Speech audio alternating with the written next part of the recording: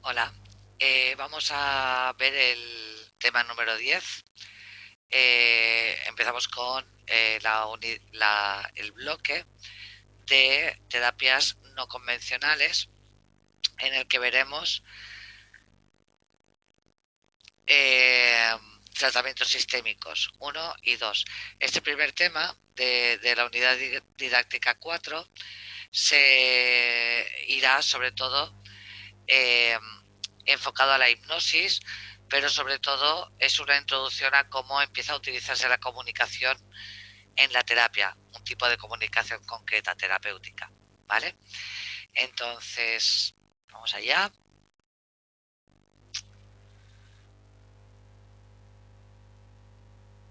Bien, el lenguaje tiene propiedades terapéuticas. Eh, sobre no, igual no tanto el contenido, lo que se quiere transmitir, sino la estructura de las verbalizaciones, las propias palabras, eh, pueden, si el terapeuta sabe lo que está haciendo, pues puede controlar cómo encaminarse hacia un cambio terapéutico a través de la comunicación. Entonces aquí lo que vamos a ver es la hipnosis en la vertiente tradicional, también en la ericksoniana. Veremos qué influencia ha tenido Erickson entre Haley y Václavic, que son autores de la Escuela de Palo Alto, que luego iniciaría las terapias sistémicas, la investigación en terapia sistémica, y si nos da tiempo veremos también la programación neurolingüística. Bien, la hipnosis habitualmente se define más por lo que no es que por lo que es, porque todos tenemos una idea de lo que es la hipnosis, pero está cargada de mitos que vienen pues desde las películas, la literatura y los shows televisivos. Entonces es importante tener claro de qué estamos hablando cuando hablamos de hipnosis clínica, de hipnosis terapéutica, y no vamos a entrar en lo que es la hipnosis clínica actualmente. Nos vamos a centrar sobre todo en la hipnosis clásica y la hipnosis de Erickson, porque es una forma de introducirnos en el tema de la sistémica. Pero actualmente que sepáis que también se está haciendo mucha investigación en hipnosis clínica con otras variantes, como la hipnosis despierta, etcétera. Que no es un camino sin salida, que es una técnica que se sigue investigando. Bien, para empezar, no es una técnica para recordar hechos remotos. De hecho, no se admite como prueba, por ejemplo, lo que se ha recordado bajo hipnosis, porque sabemos que la memoria se va reconstruyendo constantemente, con lo cual es poco fiable. O sea, la memoria, ya sea bajo hipnosis como sin hipnosis. ¿eh? Recordar hechos de hace tiempo, tal como fueron, es casi imposible porque cada vez que nos lo contamos a nosotros mismos, lo vamos modificando. Por tanto, bajo hipnosis estaremos en las mismas. Eh, Bajo hipnosis se puede hablar, eso es así. No estás dormido, no estás inconsciente, si no pierdes el control, sino que en todo momento tú puedes mantener una conversación con tu terapeuta si deseas hablar. ¿eh? No se pierde la conciencia. El hipnotizador es una persona que está entrenada en técnicas de hipnosis, simplemente, no tiene que tener ningún don especial, ni es una persona con nada extraño. No es tampoco la hipnosis un tipo de terapia, sino que es una técnica que se puede utilizar en cualquier tipo de terapia. ¿eh? Pero la hipnosis en sí misma no es una terapia. No es una forma de sueño. Muchas veces como se suele sugerir algún tipo de relajación a la persona a la que se va a hipnotizar, eh, o que se va a auto hipnotizar, sería más exacto, porque el hipnotizador no hipnotiza, sino que es la propia persona la que eh, asume y acepta las sugestiones del, del hipnólogo. Entonces hay algunas corrientes que no hablan de hipnosis sino de autohipnosis. Bueno, eh, no es una forma de sueño que se pueda sugerir el relax. Y entonces tenemos esta imagen de una persona que está como adormilada o con los ojos cerrados sobre una camilla, sobre un diván. Entonces puede parecer que está dormida, pero no tiene nada que ver. Más bien todo lo contrario, porque bajo hipnosis lo que hay es una sensación de atención muy focalizada y por tanto tiene un punto de tensión, más que de relajación. No provoca dependencia del hipnotizador, porque bajo hipnosis uno no puede hacer nada que no quiera hacer en cualquier otra circunstancia y por tanto la dependencia del hipnotizador, pues hay el mismo riesgo que la dependencia de cualquier otra persona, de un terapeuta convencional de cualquier otra línea.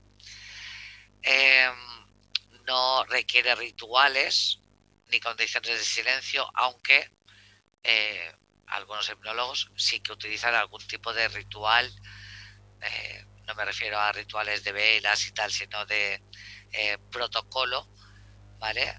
Para iniciar la hipnosis. ¿Qué más? No hay peligro para la salud. No. Bueno, no te puedo hacer nada. Todos somos hipnotizables en alguna medida. Eso no depende de la inteligencia. Hay mucha gente que piensa que si es muy inteligente no nadie le puede influir, ¿no? Pero claro, al final eso es una cosa muy absurda. Primero, necesitas inteligencia para poder entrar en estado de hipnosis, para poder reflexionar sobre lo que ocurre bajo hipnosis y no tiene nada que ver. Vamos, no, una persona que tenga poca inteligencia no es más sugestionable. ¿eh? Y sobre todo porque uno va voluntariamente a hipnosis. Quiero decir que el pensar que un hipnólogo no te puede sugestionar es como ir al psicólogo y decir, no me, estoy segura que no va a ser capaz de ayudarme. Eso sería una postura desafiante, un poco absurda, ¿no? Porque si lo que buscamos es ayuda, no tendría mucho sentido. Eh, y lo último es que no hay amnesia tras la hipnosis. Aunque se pueda sugerir olvidarse, no, bueno, primero no suele ocurrir porque no se suelen dar las circunstancias en que sea mejor no acordarse de la sesión que acordarse. Pero se puede sugerir, pero como cualquier otra sugestión, el que la recibe no tiene por qué aceptarla, porque no estamos inconscientes. Por tanto, si se sugiere amnesia, pues imaginaros que se ha revivido algo muy traumático, el hipnólogo pues sí que podría decirle a la persona pues que ahora se levantará muy bien, que se olvidará de esta sesión y qué tal, pero esto no significa que la persona lo acepte. Si no lo acepta, se acordará perfectamente de la sesión. ¿eh? Y si lo acepta, será una sugestión más a la que puede hacer más o menos caso. Bien, un poco, esto es un poco la historia de la hipnosis, no la voy a detallar porque la podéis leer vosotros, pero saber que ya hace de 3000, o sea, hace ya como 5000 años que hay constancia de su uso en papiros en Egipto. Y luego ha pasado por muchísimas fases con muy distintas formas de entenderla, pero vaya que tiene una historia muy larga. La más reciente que conocemos es la escuela de Nancy y la escuela de Salpetriere. En la escuela de Nancy estaban Liebold y Bernheim, y en la escuela de Salpetriere Charcot. Eran dos escuelas que estaban enfrentadas porque ni el método ni la forma de entender la hipnosis eran iguales. Entonces, En la escuela de Nancy entienden que todo el mundo se puede hipnotizar y no dedican la técnica de hipnosis exclusivamente a personas con síntomas neuróticos, que es lo que sí hacía la escuela de Charcot. Entender que solo una persona neurótica necesitaba hipnosis como una técnica para curar este problema, que Charcot consideraba que era un problema neurofisiológico. ¿eh? Eh, Charcot terminó rechazando la hipnosis porque la consideró peligrosa. Sin embargo, la escuela de Nancy siempre entendió la hipnosis un poco de una forma como una forma de ayuda, más cercana quizá a la concepción que tenemos ahora. Sabemos que Freud visitó ambas escuelas y después de conocer la escuela de Nancy fue cuando él empezó a considerar que la histeria efectivamente podía no ser un problema neurofisiológico, que podría tener un componente psíquico. Pues él luego no siguió utilizando la hipnosis, las malas lenguas dicen que porque no se le daba bien, y las lenguas menos viperinas, pues porque encontró otras técnicas que le funcionaban mejor. ¿eh? Y por eso Freud no siguió con esta técnica.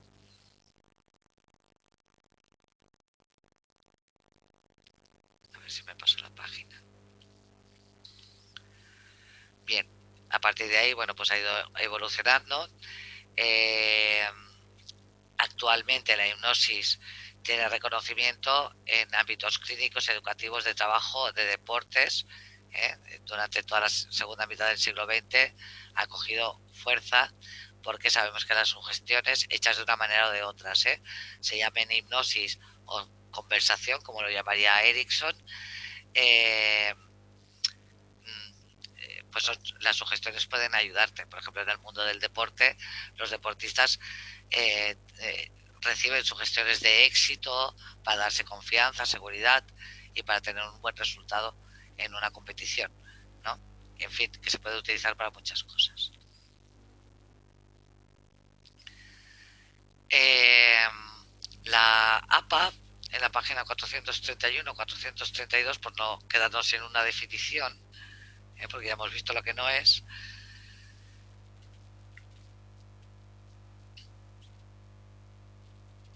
la define como un procedimiento durante el cual un profesional de la salud o un investigador realizan sugestiones a un cliente, paciente o sujeto para que experimente cambios en sensaciones, percepciones, pensamientos o conductas.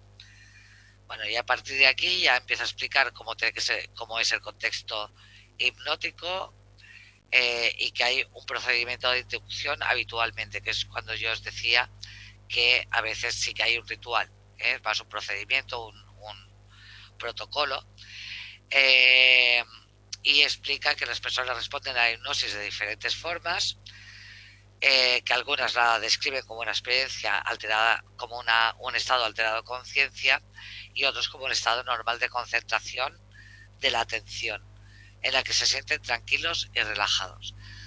Yo, si os sirve mi experiencia personal, yo sí me he sometido a alguna sesión de hipnosis y he tenido más bien la segunda sensación, que es estar relajado por un lado, pero estar como muy focalizado, muy atento, y entonces eso tiene un punto como de tensión, pero no es una tensión física ni una tensión de nervios, es una sensación de estar hiperatento. Pero esta ha sido mi experiencia, no significa que sea la experiencia de todo el mundo. Bien, respecto a la hipnosis hay dos posiciones, una es la hipnosis tradicional, otra la hipnosis no tradicional. La tradicional dice que hay un estado de conciencia diferente a lo que llama trance. Eh, Tiene procedimientos de inducción y para deshipnotizar, tiene todo un procedimiento establecido. Y entiende que bajo trance pueden inducirse fenómenos como anestesia, amnesia, etcétera, y que el trance puede ser más o menos profundo. Esta es la hipnosis clásica, un poco la que todos tenemos en mente. Eh, yo he visto, pero no sé la fiabilidad que tienen, vídeos de operaciones quirúrgicas de huesos hechas bajo hipnosis en Valencia hace unas cuantas décadas, cuando lo hicieron.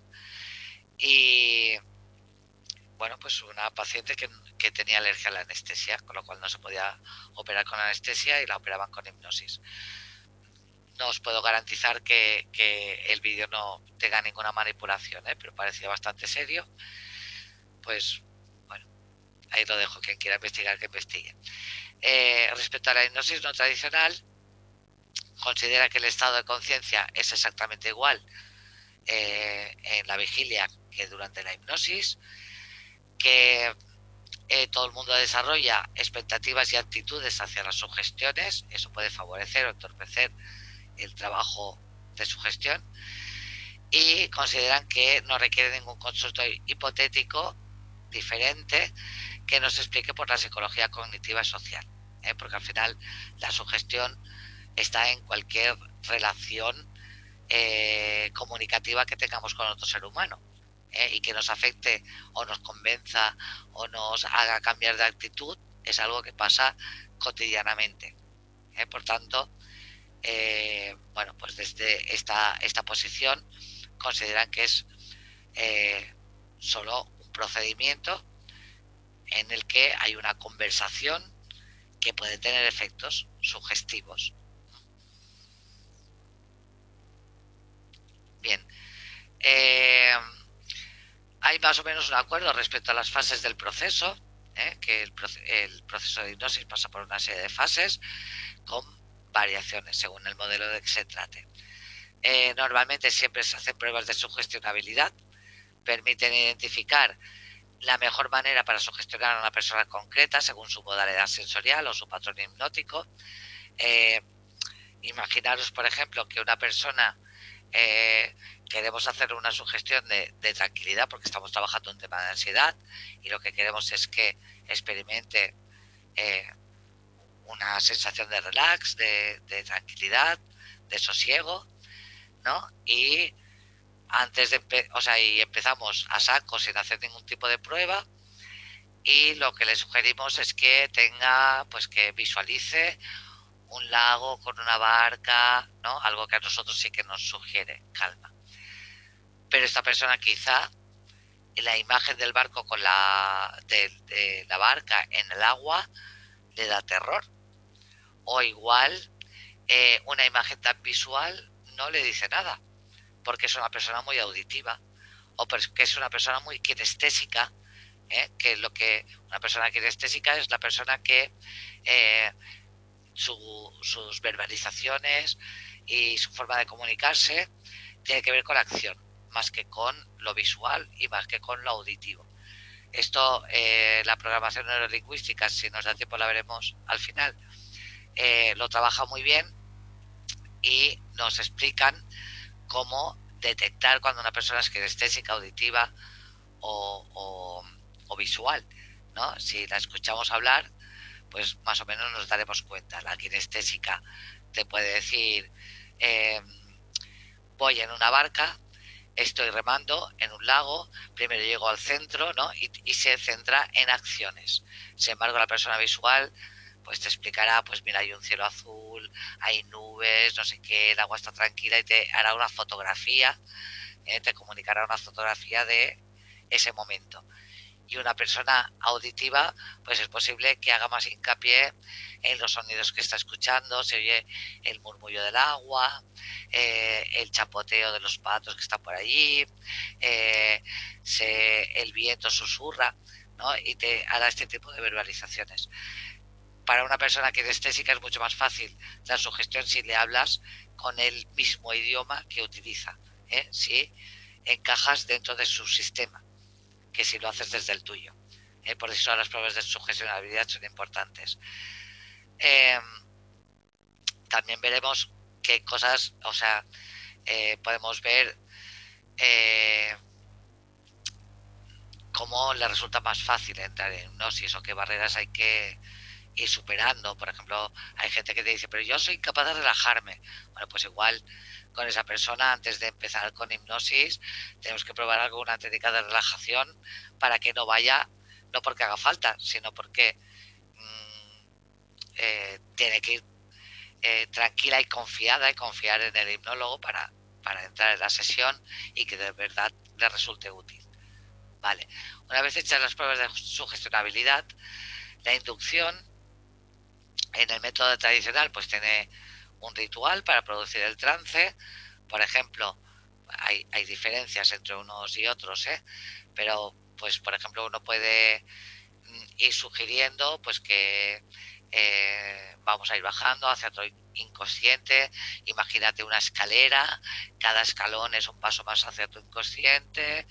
Vamos, voy a ir contando del 10 al 1 para que tú vayas bajando cada vez más y vayas profundizando en el trance. Y empieza a contar 10, cada vez más profundo, 9, ¿no? Y esto sería un tipo de ritual.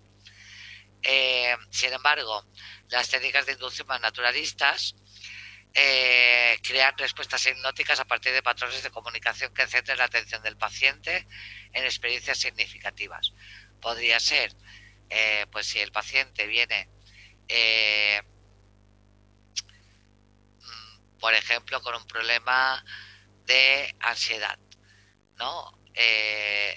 Podríamos, o con un problema que ha tenido, yo que sé, con un familiar, podemos pedirle que se centre ahora en el problema con ese familiar, en el último que ha tenido, y que lo describa, ¿no? Y vamos entrando en el problema, de forma que cada vez le pedimos que lo haga con más detalle, que lo describa mejor, ¿no? Y es a partir de ahí que vamos entrando en ese estado de concentración.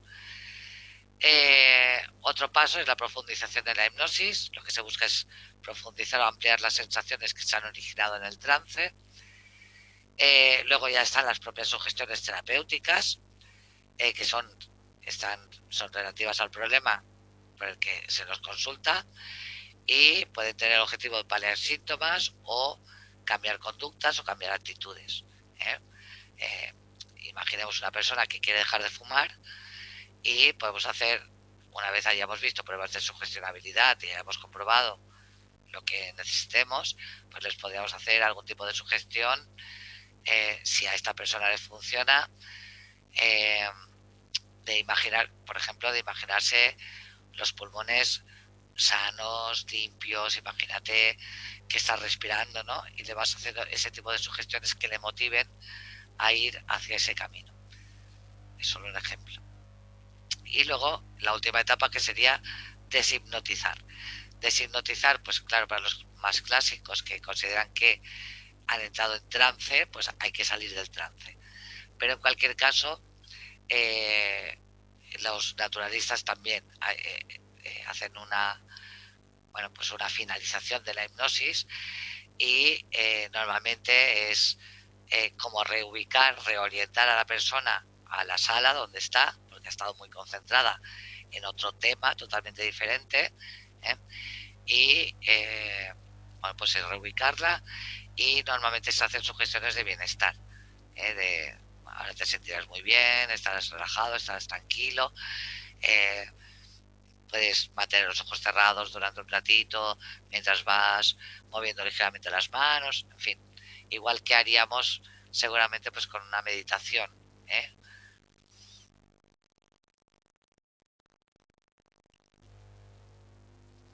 Bien, vamos a ver la hipnosis ericksoniana. Milton Erickson pues fue para mí un genio de la hipnosis, no solo de la hipnosis, de la psicología en general. Él creó su propio método basándose en estrategias que él mismo aprendió a utilizar de autosuperación. Él estuvo enfermo mucho tiempo durante su infancia y durante su juventud, y eso lo obligó a estar en cama muchísimo, ¿no? Y además superó las enfermedades a base de autosugestiones. Fue una cosa que él fue probando consigo mismo y vio que le funcionaba y empezó a trabajar sobre ello. Pero Milton Erickson es todo lo contrario de un hipnólogo clásico con rituales. Para él es la flexibilidad y la informalidad es la base de la hipnosis.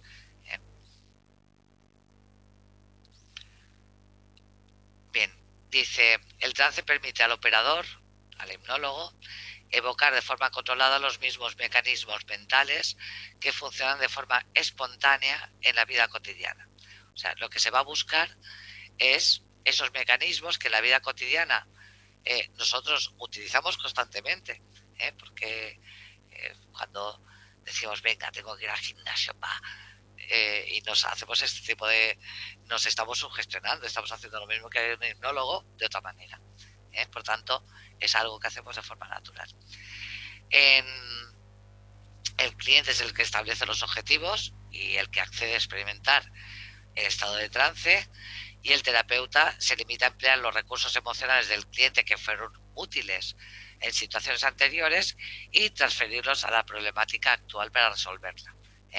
Antes de entrar en hipnosis, por supuesto, el hipnólogo tiene que conocer bien al paciente, no solo el problema, sino qué estrategias ha utilizado el paciente en otras ocasiones que le han funcionado, para poder utilizarlas el hipnólogo en su beneficio para este problema en concreto. Las sensaciones sentidas en la experiencia se asocian a situaciones creando mapas de pensamiento, y analizando estos mapas es como se podrán encontrar soluciones. En cuanto a la inducción del trance, para Erickson es conversacional. O sea, Erickson puede buscar estados momentáneamente, estados como alterados de conciencia, pero lo hace mediante el lenguaje natural, en una conversación normal, paseando, sentado con el cliente en un sofá. Es muy poco ritualista. Utilizaba anécdotas, chistes, historias. Se adapta a cada cliente con total flexibilidad, explotando la observación de los modos... Uy, no sé qué he puesto aquí, de los modos de vale. Bueno, lo que hace es observar cómo esta persona, cómo en esta persona es posible influir mediante palabras, entonación, posturas, sugestiones abiertas, pero sobre todo sugestiones indirectas. Erickson era muy hábil en sugestiones indirectas y sabía utilizarlas muy bien. Claro, para eso es verdad que la hipnosis no necesita un don, pero yo creo que en este caso Erickson sí lo tenía, porque aprender lo que él hacía es realmente difícil. Hay un autor que es Haley, que lo veremos también después, que lo estuvo observando durante mucho tiempo cómo trabajaba, fue recogiendo notas de sus sesiones y sí que pudo extraer algunas prácticas comunes, algunas técnicas que utilizaba Erickson para poder explicar cómo trabaja Erickson. Pero como es tan adaptado a cada cliente y es tan flexible, la verdad es que es difícil extraer un nexo común a todas sus actuaciones. Pero Haley sí que hizo esta recopilación. Por su parte, Erickson no lo hizo. Erickson no pretendió formar alumnos por lo mismo, porque consideraba que esto era con cada cual, con cada persona. Por otro lado, es holístico en el sentido de que tiene en cuenta la interacción entre el cliente y el ambiente, identifica aprendizaje erróneo del pasado por motivos internos o externos para sustituirlo por otros ya presentes en el repertorio del paciente. Lo que hace es ir viendo qué ha pasado antes, qué es lo que ha andado mal para que esta persona no esté bien, y tratar de ver qué hay en el repertorio del paciente, no se inventa nada, que pueda utilizar a su favor para solucionar ese problema.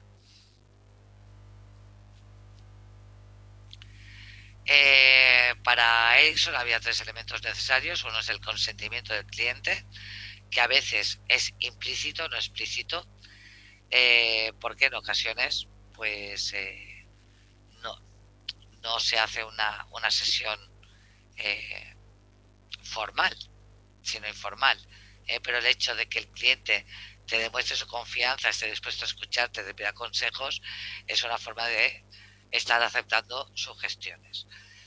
Eh, Otro elemento necesario es la focalización de la atención, y para Erickson es muy importante que para que una persona acepte sugestiones, eh, quitar esa barrera crítica, de esto a mí no me va a funcionar, a mí no me va a convencer, yo esto seguro que no puedo, este tipo de cosas que nuestra razón nos dice o nuestra cognición nos dice, es lo que Edison trata de saltarse, ¿eh? Para poder llegar a esa focalización de la atención.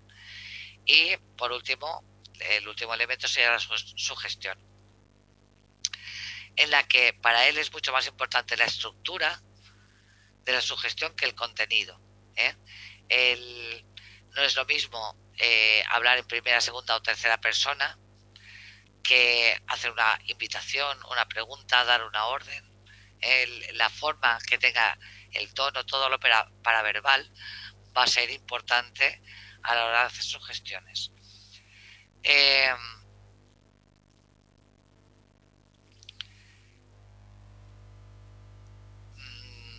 de una anécdota que es muy graciosa, que la describe Halley en su libro, de una sugestión que hizo Erickson, fue en un psiquiátrico. Erickson trabajaba en instituciones y bueno, pues podía tener pacientes con patologías importantes.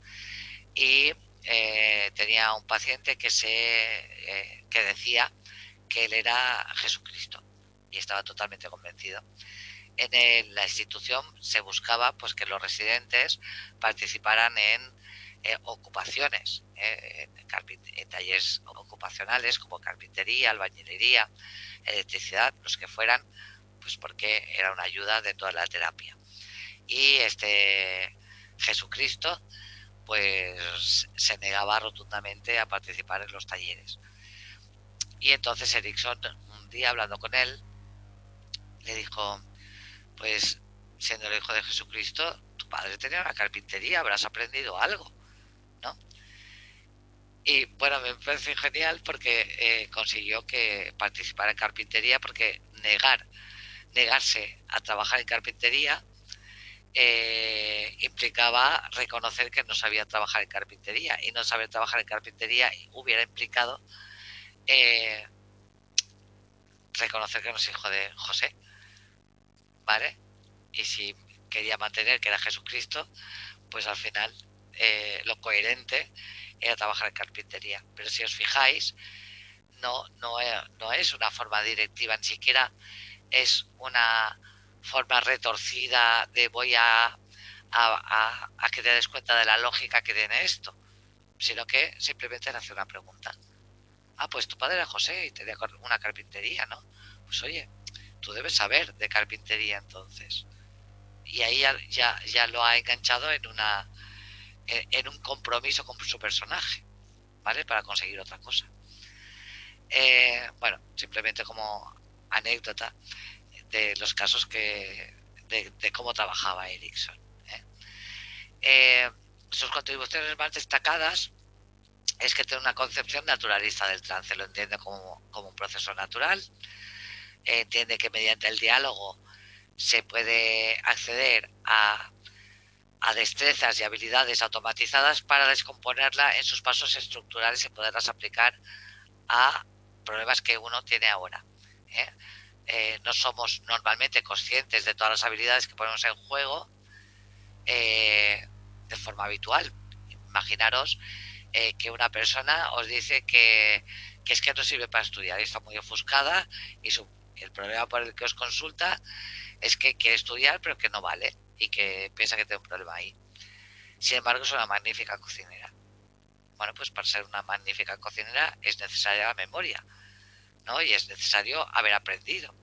Entonces, eh, claro, no va a ser tan burdo como para decirle, oye, pues si has aprendido con la cocina, puedes aprender con esto, porque la persona tiene una barrera ahí, ¿no? Y esa barrera hay que saltarla, pero sí que podemos ir utilizando, pues me imagino a Erickson hablando con ella de recetas de cocina, ¿no? Y esta, cuando la aprendiste, cuando eras pequeña, ay, ¿quién te la enseñó? ¿No? Y en una conversación normal, irle descubriendo a la persona las habilidades de aprendizaje que tiene y que la persona se dé cuenta de que las tiene, ¿no? Y quizá podría sugerirle que, pues oye, yo cuando estudiaba también necesitaba apuntarme, igual que tú te apuntas las recetas, ¿no? Y de una forma muy directa probablemente iría haciéndole ese tipo de sugestiones. Eh, Otra contribución es el enfoque de la utilización, que dice que todo lo que el cliente trae a consulta es útil para utilizar en psicoterapia, incluidas las actitudes, las resistencias, las creencias. Si eres hábil, todo lo puedes manejar a tu favor. El terapeuta elige la profundidad del trance en función del ritmo del cliente y es el cliente siempre el que da las claves, porque no son, desde esta hipnosis ericksoniana, todos los elementos que utilizan son elementos que el cliente te aporta. Por tanto, tiene que haber una capacidad de escucha importante para ver qué claves te da que tú puedas utilizar. Y otra de las contribuciones fue el lenguaje hipnótico indirecto, que es su contribución más importante. Es un estilo no directivo, eh, con la intención de burlar resistencias cognitivas. Utiliza un lenguaje hipnótico propio usando elementos verbales con la misma modalidad sensorial, anécdotas, metáforas y paraverbales para acompañar al cliente o hacer sugestiones. Claro, lo que ya hemos dicho, que lo que sugestiona no es tanto el contenido de la sugestión, sino todo lo que lo acompaña, los silencios, las pausas, la estructura de lo que estás diciendo, el momento, el contexto que utilizas. Por tanto, todo esto se tiene que controlar.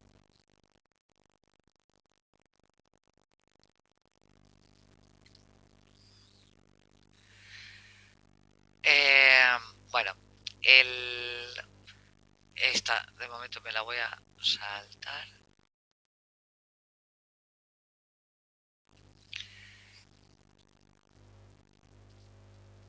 Bien, el estilo de Edison, bueno, ya hemos dicho que es indirecto. El propósito es introducir mecanismos de desconexión de la conciencia, por ejemplo, la confusión, la sorpresa, la evocación, para incidir en la mente inconsciente. Aquí lo que Edison pretendía era la parte crítica, esta parte lógica, esta parte que no acepta sugestiones, tenemos que burlarla de alguna manera. ¿Cómo lo puedo hacer? Él utilizaba técnicas de lo más curiosas y diversas, ¿no? Por ejemplo, una persona que estuviera enroscada en cualquier tema, de repente le podía decir, pues sí que lloverá mañana. Y no tiene nada que ver con lo que esta persona le está contando, ¿no? Pero te puede salir con cualquier cosa, o con decirte, pues, son las 7:30 y 5, sin que nadie le haya preguntado. ¿Para qué hace eso? Para que momentáneamente la parte crítica quede confusa. Y entonces es cuando eh, él va a incidir en la parte emocional, en el hemisferio derecho, ¿vale? Saltándose el izquierdo. Las sugestiones pueden ser cualquier forma de comunicación que genera un pensamiento, evoluciona en una acción y funciona de modo involuntario, automático o sin esfuerzo consciente. Cuando hablamos de sugestiones, hablamos de una idea que dejamos ahí, que vaya cuajando y que lleve a una acción. Las sugestiones directas tienen un objetivo claro, van encaminadas a la conducta del cliente y son del tipo, ahora vas a experimentar lo que sea. Cuando cuente hasta 3, vas a sentir el peso de tus piernas, por ejemplo. Es una sugestión directa, ¿eh? Pero no deja de ser una sugestión. Si la persona no quiere sentir el peso de sus piernas, no lo sentirá, ¿eh? Y las sugestiones indirectas tienen una forma encubierta, ¿eh? Y adquieren formas muy diversas. En la página 446 y 447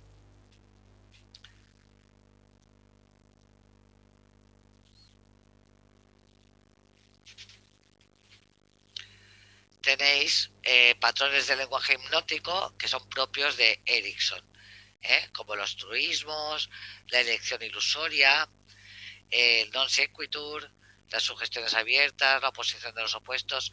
Os sugiero, es que está muy bien explicado y yo no lo voy a explicar aquí porque nos llevaría bastante tiempo, pero sí que os sugiero que os lo estudiéis y que sepáis distinguir unas de otras y memoricéis los nombres y para qué sirven, porque puede ser que en el examen alguna pregunta, vamos, que os lo pueden preguntar.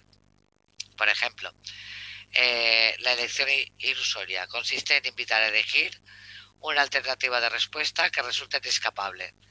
Por ejemplo, esto, imaginaros que alguien eh, eh, se está negando a comer, no quiere comer de ninguna manera, ¿vale? Una sugestión indirecta sería, me pregunto qué tomarás para merendar, un sándwich, un bollo o simplemente un café. La persona no se da cuenta que está siendo sugestionada, pero el hecho de estoy esperando tu respuesta y la sensación que tiene de estoy eligiendo yo, porque el terapeuta le sugiere, me pregunto qué tomarías, si tomarías esto o lo otro, ¿qué sería lo que tú ahora elegirías tomar? Me lo pregunto. La persona siente que está tomando una decisión y en el momento que toma la decisión acaba siendo coherente en sus acciones con la decisión que ha tomado. Si ha decidido que va a ser una manzana, pues acabará comiéndose la manzana. ¿eh? Bueno, son muy interesantes, por favor, leerosla con cariño, a mí me encantan. Es la sugestión paradójica. Puedes tomar todo el tiempo del mundo en el próximo minuto. ¿eh? Esta, plantea una paradoja porque es una forma de desconectar la parte lógica. Bien, seguimos. Jay Haley fue terapeuta familiar y psicólogo y tiene un enfoque estratégico. Jay Haley estaría a medio camino entre la hipnosis ericksoniana y el tema que veremos después de la terapia sistémica. Fue investigador en Palo Alto, que también lo veremos en la próxima semana, muy interesante también, y fue alumno de Erickson. De hecho, Erickson tuvo mucha influencia en la escuela de Palo Alto, que fue la que trabajó la terapia sistémica, la que investigó mucho, y Erickson era consultado constantemente. ¿eh? Haley en su obra Terapia no convencional aúna los tres elementos de su modelo. Entonces, él lo que hace es empezar este libro, que era el que yo os recomendaba antes, si podéis leerlo, en que explica los patrones de comunicación hipnótica de Erickson. Después de haber observado, él descubre patrones que Erickson utiliza. Aunque sea siempre muy diferente con cada una de las personas, identifica patrones y los explica en este libro. Y luego ya explica lo que es la terapia breve y la orientación familiar relacional, que es ya el tipo de terapia que él hace. Los elementos terapéuticos del enfoque estratégico son la prescripción del síntoma, las tareas para casa y el reencuadre o reformulación. La prescripción del síntoma es el enfoque estratégico es también muy curioso, no es fácil tampoco de aplicar. Consiste en hacer lo mismo que es desadaptativo pero bajo distintos parámetros, de forma que pierda su significado. Por ejemplo, en Erickson sería, quiero que trate de abrir los ojos y se dé cuenta de que no puede hacerlo. La oposición se redefine como cooperación. Cuando le dice a alguien que se opone a que le hipnoticen, quiero que trate de abrir los ojos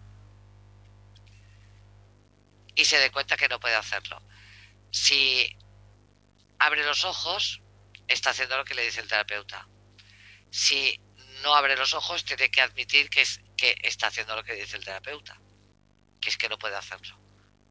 Por tanto, no tiene ninguna salida. Las tareas para casa son tareas para experimentar cambios en otros contextos. Imaginaros que la prescripción del síntoma es que viene una persona que te dice que todo el mundo le trata mal y que quiere solucionar ese problema porque todo el mundo le trata mal. Y que todo el mundo le trata mal porque él es antipático, ¿vale? Imaginemos que esa es la premisa que utiliza el cliente. La prescripción del síntoma sería, bueno, pues quiero que la gente te trate mal. Tienes que ser lo más antipático posible. Ahora te vas a el primer bar que encuentres, pides un café y por favor sé muy antipático pidiendo el café. ¿Vale? Es un enfoque bastante paradójico, es un aparentemente sin sentido, pero lo que se va a tratar es de que en contextos donde no se da esa circunstancia habitualmente, el cliente trate de provocar la misma situación.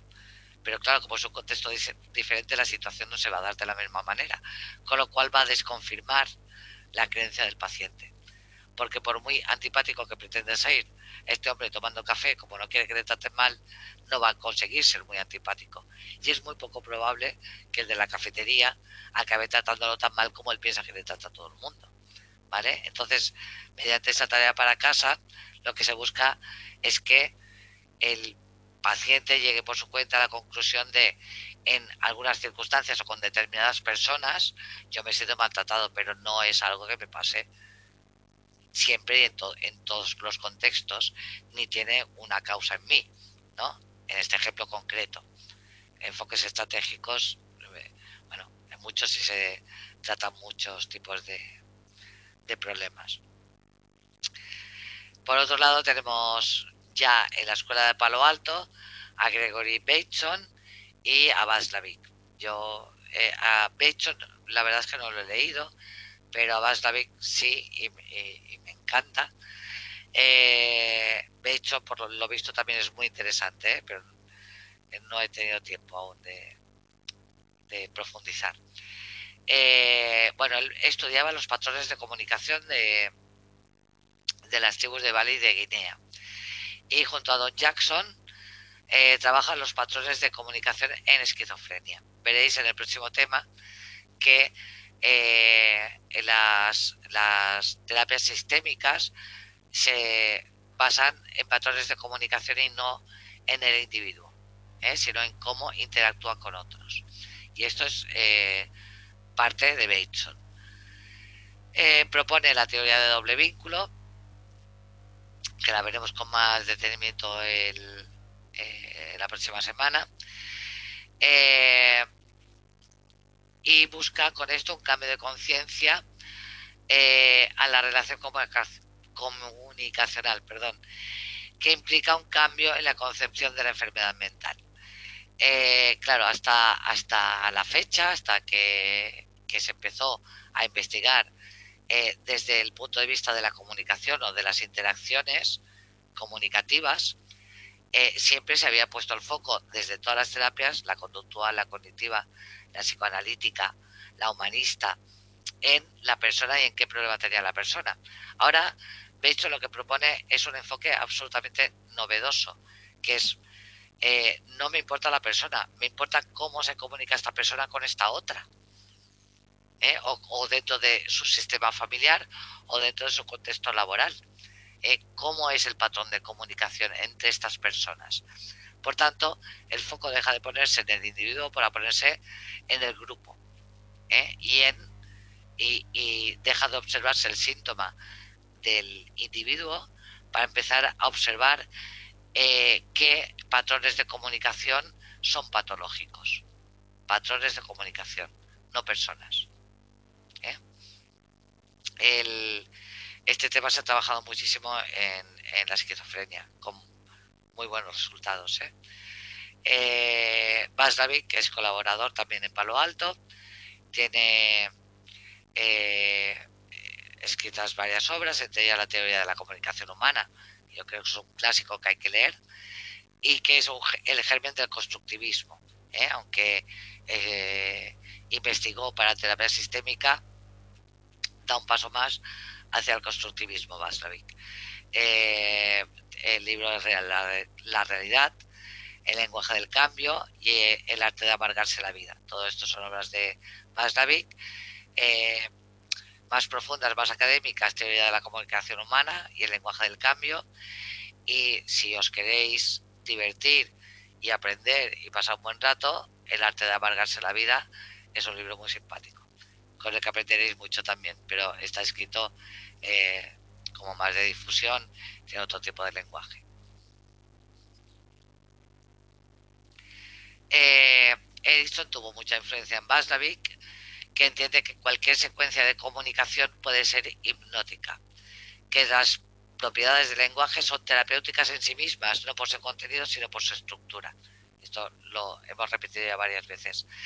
El lenguaje del cambio tiene base sensorial, es descriptivo, emocional, dirigido al hemisferio derecho.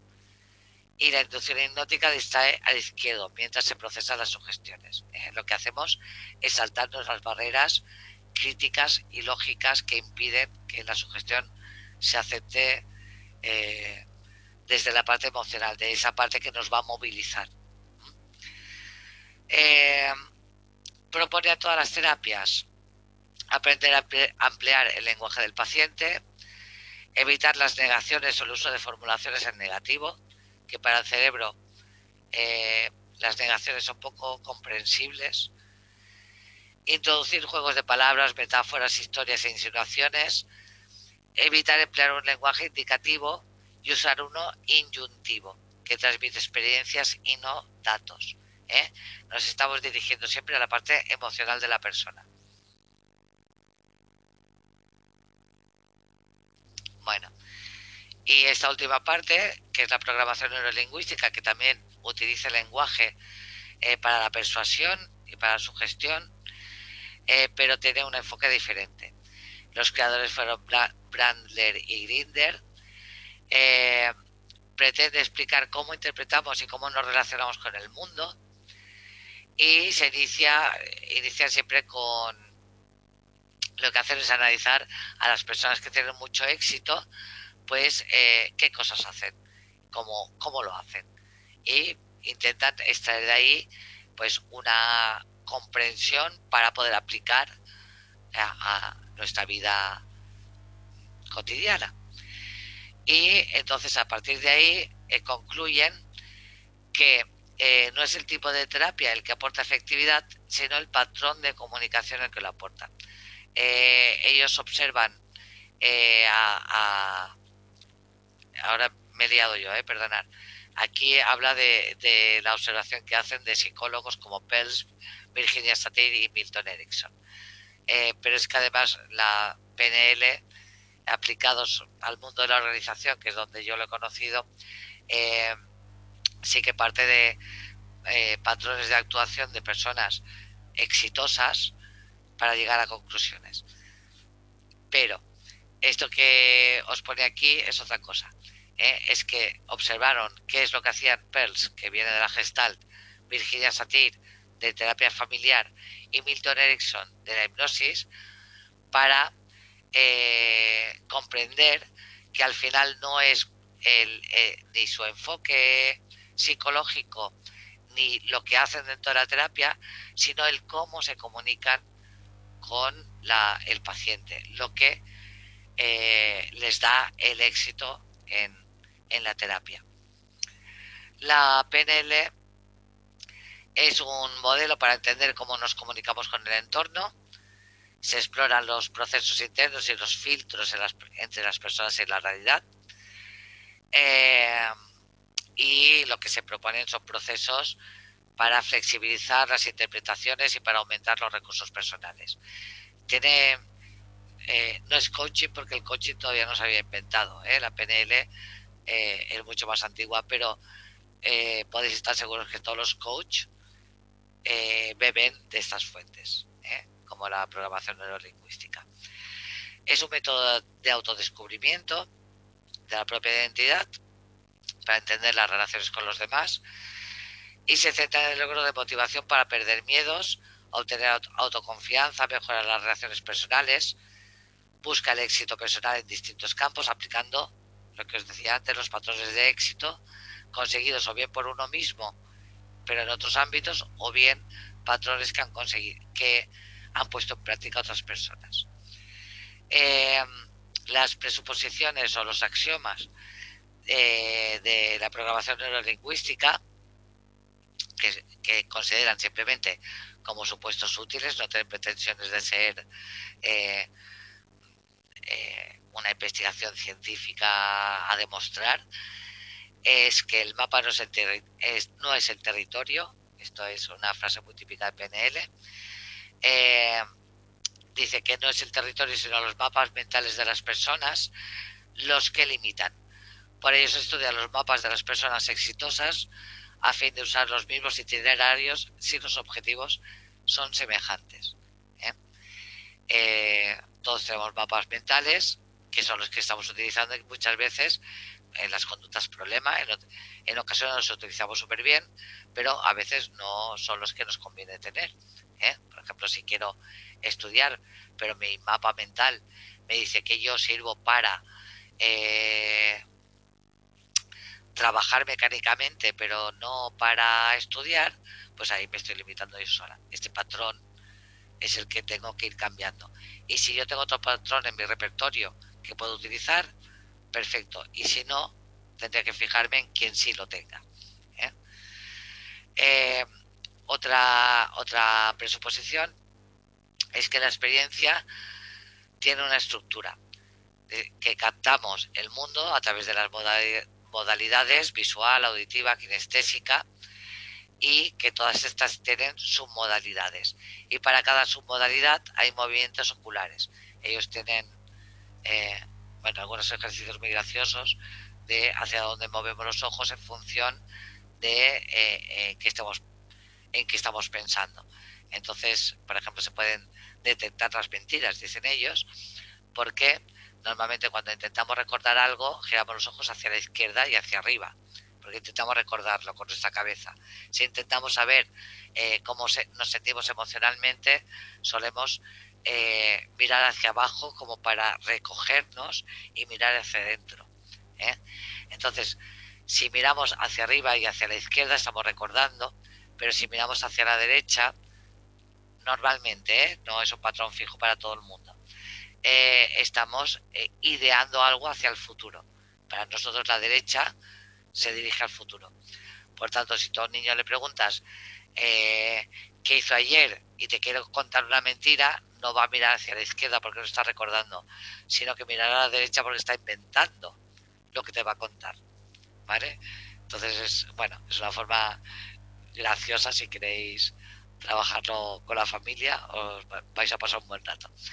En cualquier caso, desde un punto de vista terapéutico, el fijarnos en hacia dónde son los movimientos oculares nos da información de qué está haciendo esta persona, en qué momento está y en qué situación está.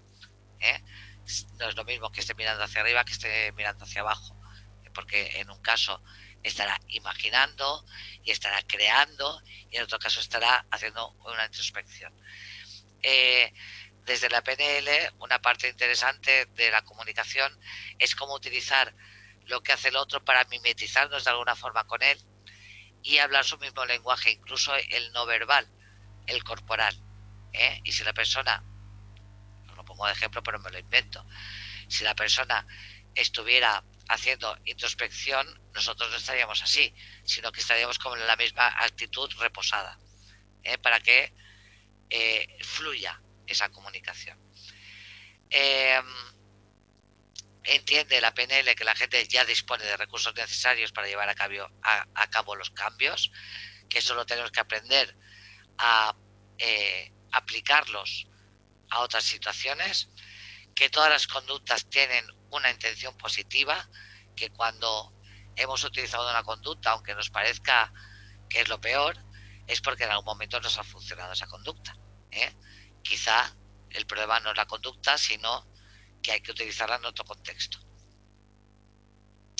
Entiende que no existen ni los fracasos ni los errores, solo los resultados, que decir que esto he fallado, es un error, me he equivocado, no deja de ser una etiqueta autolimitadora. No hay equivocaciones, hay decisiones que uno toma con consecuencias que no conoce todavía. El significado de lo que comunicamos es la respuesta que obtenemos. Para que el receptor interprete correctamente el mensaje, el emisor tiene que ser congruente en su comunicación verbal y paraverbal. Esto es muy importante. Si no obtienes la respuesta que esperabas, hazlo diferente. Haz algo diferente, lo que sea, pero haz algo diferente. Esto lo hemos oído hasta la saciedad, bueno, pues en Mr. Wonderful y todas estas cosas. No es que yo no me río de la programación neurolingüística, me río de los ríos de tinta que han corrido detrás de esto, y que tenemos la fuente aquí. No, y me parece muy bien, que, o sea, me río porque me hace gracia, pero eh, esta, esta visión positiva, Mr. Wonderful, eh, es muy útil para muchas personas. Por tanto, no la despreciemos tampoco.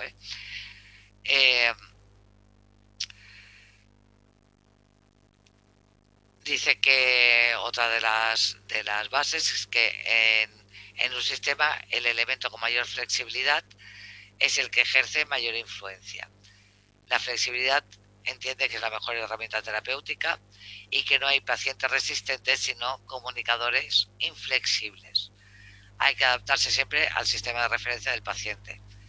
Fijaros lo que os decía de si es kinestésico, auditivo o visual. Tenemos que entender cómo es para poder hablar su mismo lenguaje. Si no, no vamos a llegar.